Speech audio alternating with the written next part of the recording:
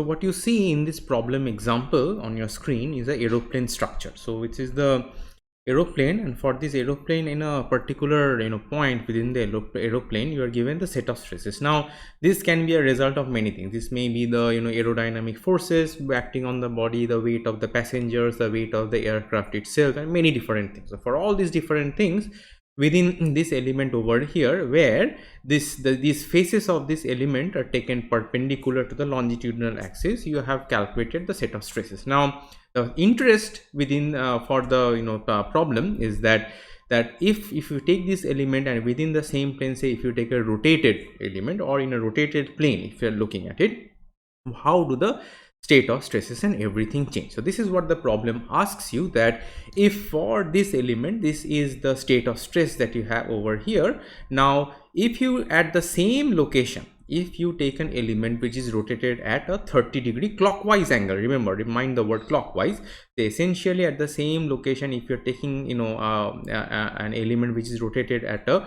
30-degree angle, what is the state of stress which happens to that element over there, right? So let's go ahead and first draw this regular state of stresses. Let's mark our sigma x, sigma y, and the tau xy. Remember, those are always indicated, usually indicated for the element which is planes are perpendicular and parallel to the longitudinal axis.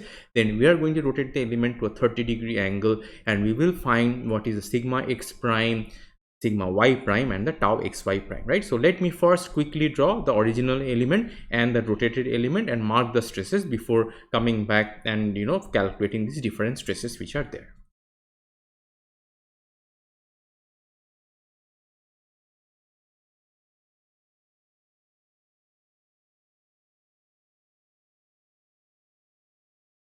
So this is my original element which I have over here, which is essentially this guy over here. So as you see that in this particular case, what we had as per our convention is that sigma x was positive, and of the element we looked at, sigma x was positive when it is tensile, and the tau xy was positive when was generating in the positive plane and oriented towards the positive, or generating in the negative plane and orienting towards the negative. For all other cases, tau xy is negative. Now let's take a look here that what are the different things which we are given. So here you see your sigma x is compressive over here, which is equals to this 80 MPa that you have. So sigma x comes out as negative, right? So let's write that down.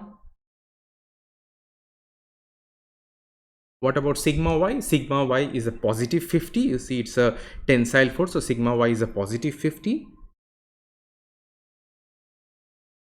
And lastly comes our tau xy. So you see with my positive x and the positive y direction, tau xy generates in the positive on the plane, which is for which the outward normal is the positive x, but the tau itself points towards the negative y direction. So the tau xy is going to be negative.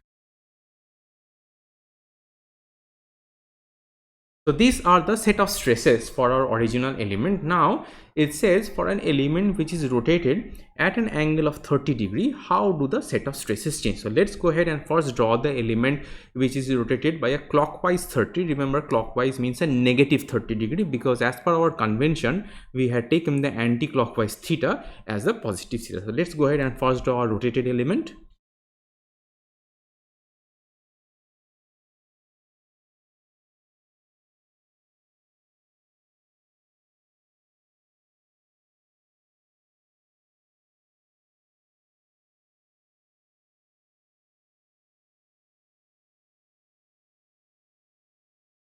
So this is our rotated element that we have, which is inclined at this particular angle. Theta is a negative 30-degree because it's a clockwise rotation that you are having. See, this is similar to this one. If you see this element over here, this is also that 30-degree angle. So it is a clockwise rotation. So for this element, I am going to find the set of stresses which are there. I cannot directly mark it here because first I have to see whether it is a positive or a negative or not. So let's write down the basic equations that we have, then come back and substitute the numbers, and let's see what we get. So let me go ahead and write the equations.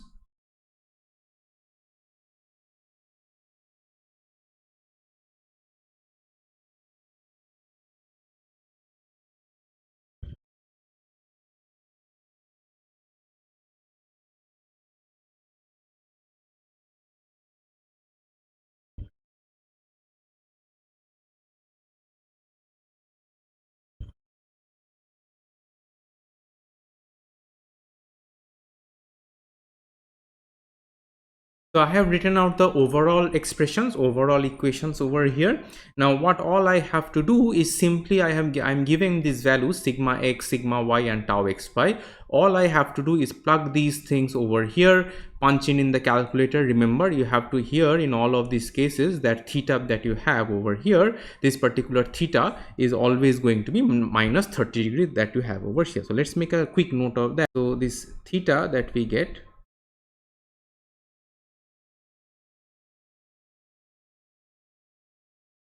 so if you plug in all the values, what you will get, I have all this worked out here, you will get a value of sigma x prime, which comes out as minus 25.8.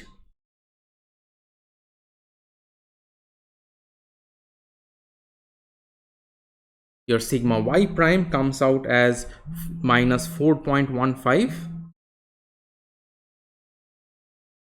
And lastly, your tau x prime y prime comes out as minus 68.8.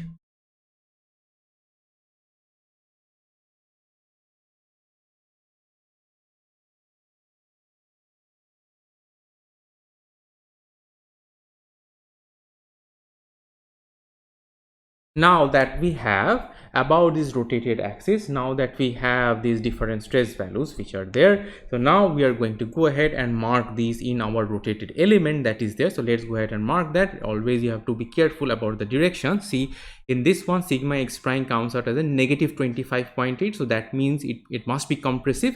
So this is my x prime, and you will have a force, a compressive force like this acting in this direction and in opposite compressive direction, because it has to balance out. So let's just mark those guys over here.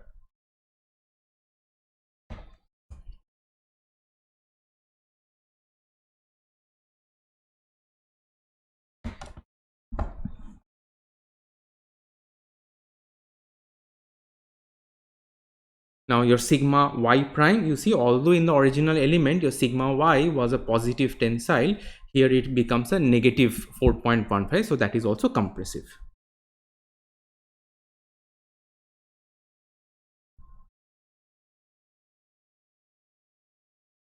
And lastly, the tau xy, that also in the original it was negative, it is going to be negative. And also remember the direction, it is going to be negative, so it originates in the positive phase but points downwards over here.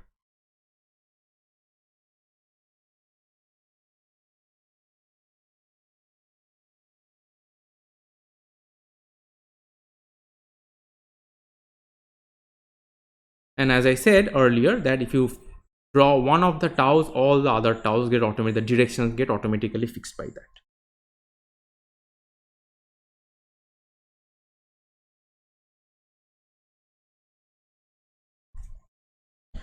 So I hope this particular problem example was clear, that we had an element which is originally at this plane, originally the faces are oriented about the perpendicular and the parallel, right? And then we gave a rotation of 30 degree, and for the at the same location, if you look at a plane which is rotated at a clockwise 30 degree, these are the different set of stresses that you get within that particular element that is there. Now remember, these arrows, these pointy arrows, these are equal and opposite over here. So if this is 25.8, this guy is also 25.8 over here, and this was 4.15 here. Also you will have this as 4.15. Okay, so I hope this problem example made sense to you. Let's go ahead and look at our next topic.